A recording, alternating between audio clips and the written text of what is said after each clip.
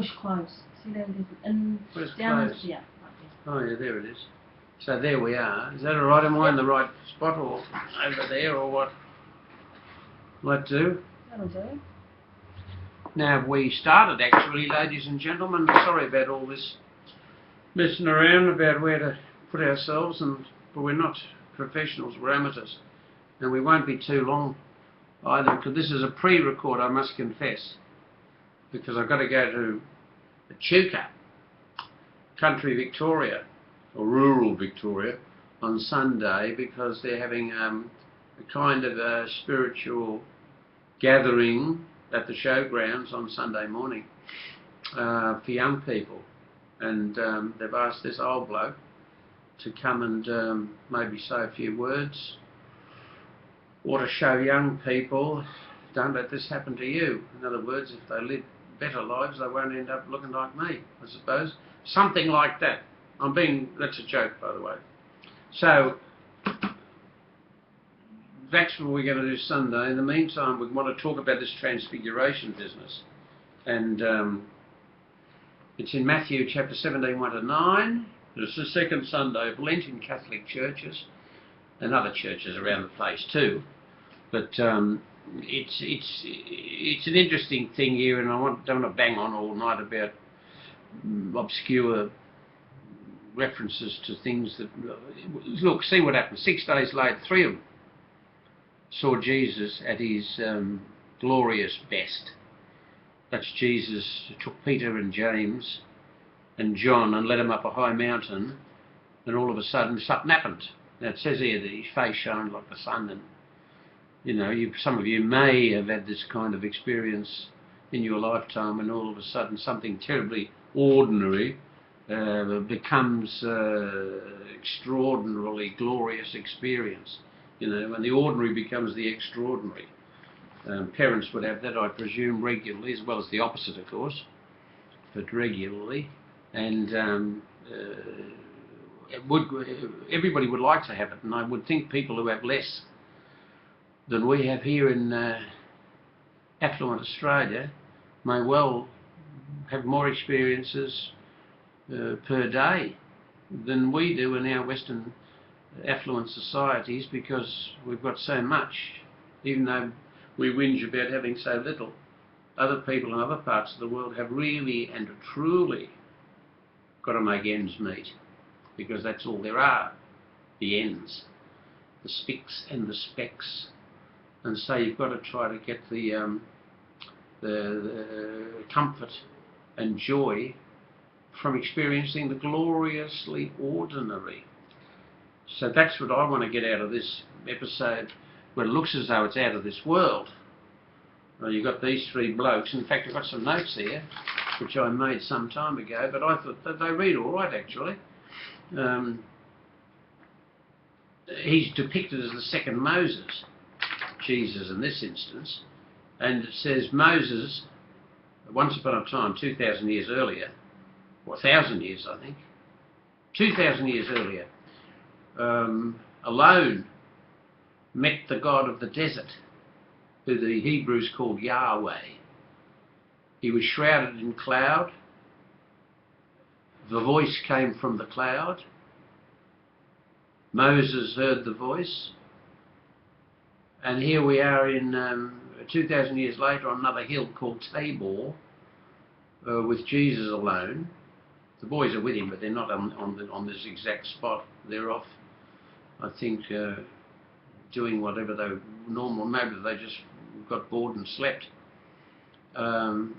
Matthew's Gospel, and in particular this chapter, was to convince first-generation Jewish converts to Christianity that Jesus had Moses' blessing and was in good standing with another hero of the Hebrews, Elijah. Now, a point can be made about this, that we need the blessing of our elders and the blessing of our ancestors, really, to have meaning in our own individual lives. Now, how you get that in the West, I don't know. You sign up with a football team, you sign up with an old boys or old girls association from school, you sign up with Rotary Club, you sign up with a service club, we sign up with all kinds of organisations.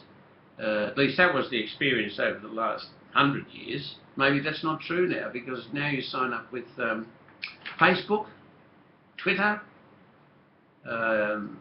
You have otherworldly connections now, but everybody wants to be approved of by. Now they want to be approved of by their peers. You see, whereas other cultures want to be approved of by their elders and even by their ancestors. So this is an example of that kind of clash of cultures. These two venerable and ancient Jewish heroes gave the seal of approval to Jesus. That's why Matthew depicts this meeting with these two heroes. Now, whether it's, look, you and I can do what we like, and we can re-edit it and do what we like, as long as we understand the meaning of Matthew's having put these three people together, Moses and Elijah and Jesus of Nazareth. The Jewish authorities had rejected Jesus of Nazareth as having any authenticity whatsoever within the system.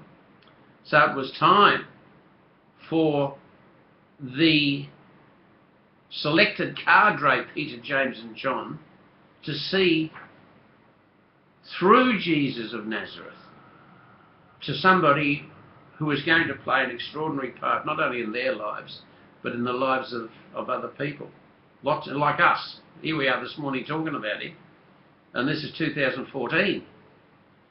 They needed to experience Jesus as someone more than a friend and a colleague. They needed to get serious about their relationship and discipleship. They would be together again at Gethsemane later in the story. Another month that we'll be reading about it in the Gospel, on Google Plus too, about the experiences on Calvary and the night before he was executed, all those kinds of things. So they would be together again during those ghastly episodes. No shining light, however, on this occasion. Just blood, toil, tears and sweat. So here we've gone off the air for 5 seconds, and I hope we can get back onto the air as quickly as possible. Yes, we have. There we are. Look at the miracle of science, ladies and gentlemen. And I'm sorry about that, but I suppose we have to learn to put up with it. Same as those of us who live in the bush have to put up with the occasional break in power. We put up with power. Anyway, we've been sort of split seconds, no good banging on about it. They needed to get serious on our contemporary way, because we're on the way ourselves, we're saying, during this 40 days and nights of Lent, we're on the way to Gethsemane ourselves. The Lenten season of 2014, we're accompanied by Moses and Elijah. With the family, all families have Moses and Elijah, aunties and uncles, grandparents, whatever, sometimes even an older brother or sister, mentors in our lives. And this is taken for granted in tribal societies. It's not taken for granted in modern societies. But maybe we should realise the important part we have to play in so many people's lives by being mentors for them. Anyhow, we're going to need all the deliverance and prophetic enthusiasm we can get, because Lent is a season of spiritual transfiguration. And after it's over, just as with Jesus of Nazareth, we shall look the same. But, like Jesus of Nazareth, we will have had a burning insight into self, our mission, and friends. Now, you'd pay anything for that, at least if you've got your head on your shoulders and your heart in the right place. That's the kind of discovery that we need, each one of us, for healthy living, spiritual as well as physical and emotional. So we'll have to make do with that this weekend. It's a bit patchy here and there, sorry about that.